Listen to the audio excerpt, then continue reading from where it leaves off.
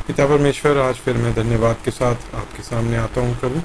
और जब हम आपका पवित्र वचन खोलते हैं, मैं प्रार्थना करता हूँ कि पवित्र आत्मा आप हमारी अगुवाई करें और हमारे मनों को, हमारी आत्मिक आँखों को खोलें कि हम वचन को अच्छे से समझने वाले हो सकें और उस पर चलने वाले हो सकें। ये प्रार्थना प्रभु यीशु मसीह के नाम से मांगता हूँ, आमीन। दोस्तों, कल हमने कोलोसियों की पत्री उसका 3रा अध्याय देखा था। आज हम 4था अध्याय देखते हैं। 3रे अध्याय में पौलुस ज़्यादातर नैतिकता की बातें करता है, क्या चीज़ें करनी चाहिए, क्या चीज़ें नहीं करनी चाहिए, और उसी को कंटिन्यू करते हुए यहाँ पे पौलुस पहले वचन में बोलता है, हे स्वामियों, अपने अपने दासों के साथ न्याय और ठीक ठीक व्यवहार करो, यह समझकर कि स्वर्ग में तुम्हारा भी एक स्वामी है। प्रार्थना में लगे रहो और इसके साथ ही साथ हमारे लिए भी प्रार्थना करते रहो कि परमेश्वर हमारे लिए वचन सुनाने का ऐसा द्वार खोल दें कि हम मसीह के उस भेद का वर्णन कर सकें जिसके कारण मैं कैद में हूँ। और देखिए, पौलुस को पता है कि वो सुसमाचार सुनाने की वजह से, प्रभु यीशु मसीह की बात करने की वजह से एक तरह से बंदी बनाया गया है, लेकिन फिर भी वो ये कह रहा है कि इस चीज़ के लिए प्रार्थना करो कि कोई ऐसा द्वार खुले जिससे कि हम सुसमाचार या वचन लोगों को सुना सकें।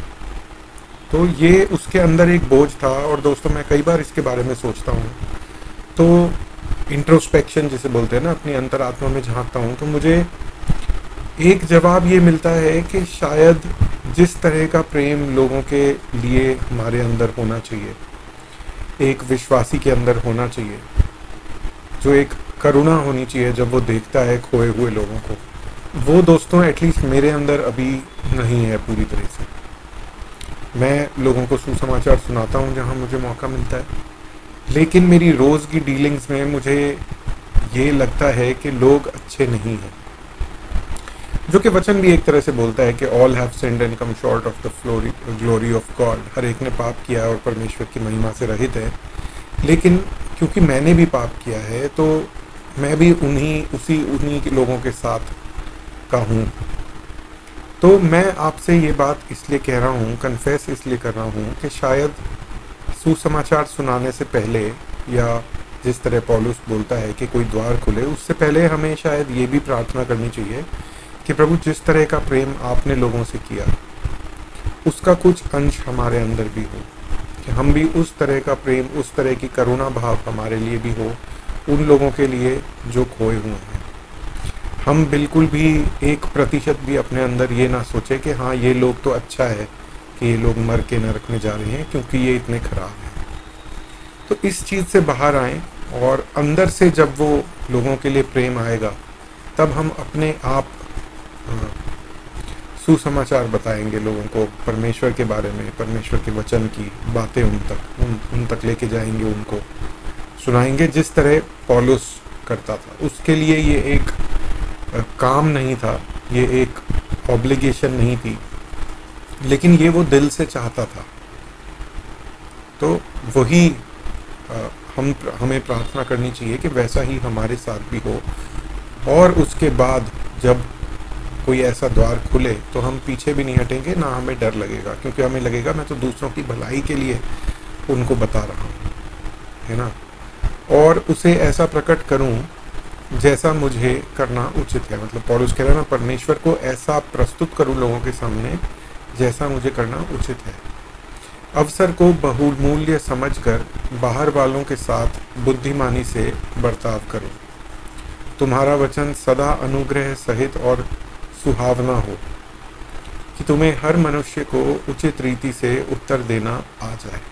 देखिए, दूसरों से धर्म के विषय में बात करते हुए कभी भी दूसरों के धर्म को नीचा दिखाना, उससे कुछ हासिल नहीं होगा। तो हमें बहुत बुद्धिमानी से और अनुग्रह के साथ सुहावने वचन लोगों को बताने हैं। वो विश्वास करते हैं या नहीं करते, वो पवित्र आत्मा का काम है, ठीक है।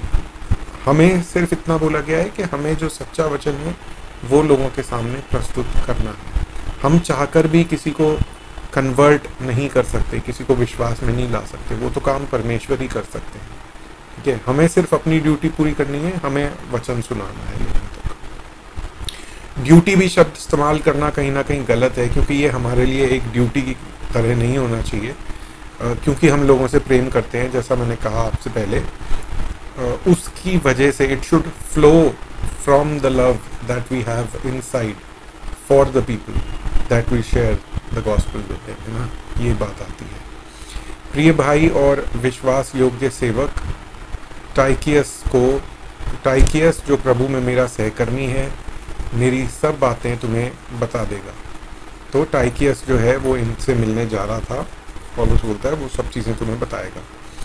उसे मैंने इसलिए तुम्हारे पास भेजा है कि तुम्हें हमारी दशा मालूम हो जाए और वह तुम्हारे हृदयों को प्रोत्साहित करे। और उसके साथ ओनेसिमस को भी भेजा है। ये जो फाइलीमन की पुस्तक है उसमें फाइलीमन मालिक था, ओनेसिमस उसका एक तरह से दास था।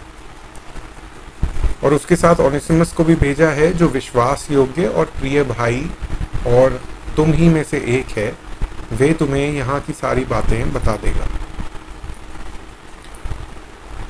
एरिस्टार्कस जो मेरे साथ कैदी है और मार्कस जो बारनबस का भाई है, भाई लगता है, जिसके विषय में तुमने निर्देश पाया था कि यदि वे तुम्हारे पास आए तो उससे अच्छी तरह से व्यवहार करना। और यीशु, ये एक व्यक्ति था जिसका नाम यीशु था, जो जस्टिस कहलाता है, यूस्टुस लिखा है यहाँ पे, तुम्हें नमस्कार कहते हैं। खतना किए हुए लोगों में से केवल ये ही परमेश्वर के राज्य के लिए मेरे सहकर्मी और मेरे लिए सांत्वना ठहरे हैं। खतना किए हुए लोग मतलब यहूदी।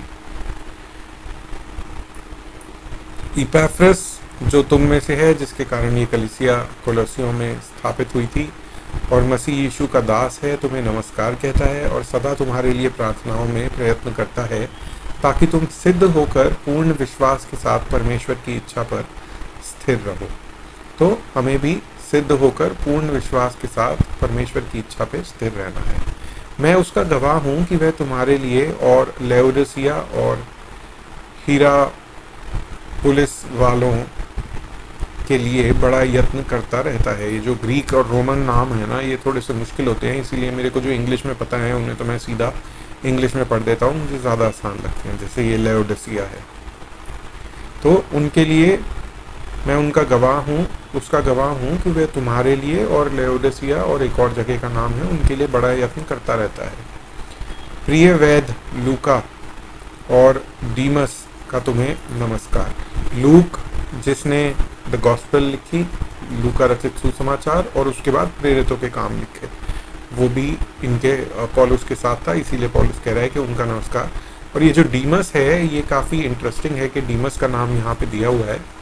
ऐसा लगता है कि डीमस पौलुस के साथ काम करता था, लेकिन आगे चल के पौलुस बोलता है कि डीमस ने इस दुनियावी चीज़ों को ज़्यादा प्रिय जानकर अपना साथ छोड़ दिया। ये शायद टिमोथी में है, देखिए यहाँ पे लिखा है, क्योंकि डीमस ने इस संसार को प्रिय जानकर मुझे छोड़ दिया और थेसलोनिका को चला गया है, और क्रेस गलितिया को और टाइटस दलमितिया को चला गया है। ये टिमोथी में पौलुस इसका जिक्र करता है। मतलब ये एक आदमी था जो पौलुस के साथ मिनिस्ट्री में था, लेकिन उसको ये लगा कि भाई ज़्यादा मुश्किल है और इस दुनिया को, संसार को ज़्यादा प्रिय जानकर उसने मिनिस्ट्री या पौलुस को छोड़ दिया। लेओडिसिया के भाइयों को और नुम्फास और उसकी घर की कलीसिया को नमस्कार कहना। और जब यह पत्र तुम्हारे यहाँ पढ़ लिया जाए तो ऐसा करना कि लेओडिसिया की कलीसिया में भी पढ़ा जाए, और वह पत्र जो लेओडिसिया से आए हैं उन्हें तुम भी पढ़ना। इस तरह से मसीह लोग उस टाइम में एक तरह से इंकरेजमेंट मिलती थी। फिर अरिखिपुस से कहना कि जो सेवा प्रभु ने तुझे सौंपी गई है, प्रभु में तुझे सौंपी गई है, उसे सावधानी के साथ पूरी करना। मुझ पौलुस का अपने हाथ से लिखा हुआ नमस्कार। मेरी जंजीरों को स्मरण रखना और तुम पर अनुग्रह होता रहे। आमीन। इसके साथ पौलुस जो कोलोसियों को पत्री थी वो पौलुस एंड करता है। इसमें हमने देखा कि पौलुस वहाँ पे खुद नहीं गया था, और जो कोलोसियन था, जो कोलोसाई था, जो जगह थी, आज का मॉडर्न डे टर्की में है, वहाँ पे बहुत सारे अलग अलग तरह के मूर्ति पूजक लोग रहते थे, और वो कुछ बातें अपनी पुराने जीवन और पुराने धर्म की मसीह में आने के बाद भी मानना चाहते थे, उन बातों के विरोध में पौलुस ने चेतावनी देते हुए ये पत्री लिखी है। उनको बोला है कि अब मसीह में आ गए, पुरानी बातों में जाने की ज़रूरत नहीं है। पुरानी बातें किस तरह की कि इसको मत हाथ लगाओ, उसको मत खाओ, इसको मत देखो, ऐसा मत करो, ये दिन पवित्र है, ये समय पवित्र है, इन सब बातों से अब हम बाहर आ गए, इन सब बातों से फ्री हो गए हैं। ठीक है, तो इसके बारे में हमने पढ़ा था। आइए हम प्रार्थना में अंत करते हैं। पिता परमेश्वर, हम फिर से धन्यवाद करते हैं प्रभु कि एक और पुस्तक हम पढ़ने वाले हो सके। प्रभु मैं प्रार्थना करता हूँ कि जो भी हमने सीखा वो हमें याद रहे और प्रभु हमारे जीवनों को परिवर्तित करने में, आपके स्वरूप में बनने में हमारी मदद करें। प्रभु जी, ये प्रार्थना प्रभु यीशु मसीह के नाम से मांगता हूँ। और आने वाले समयों में जब हम थेसलोनिका की किताब पढ़ते हैं, फर्स्ट थेसलोनियन और दूसरा थेसलोनियन, उसके लिए भी मैं प्रार्थना करता हूँ कि पवित्र आत्मा आप अपनी मर्जी के मुताबिक मुझे सिखाएं और उन पत्रियों को भी हम साथ में पढ़ने वाले और उनसे आपकी मर्जी को पहचानने वाले और सीखने वाले हो सकें। ये प्रार्थना प्रभु यीशु मसीह के नाम से मांगता हूँ, आमीन।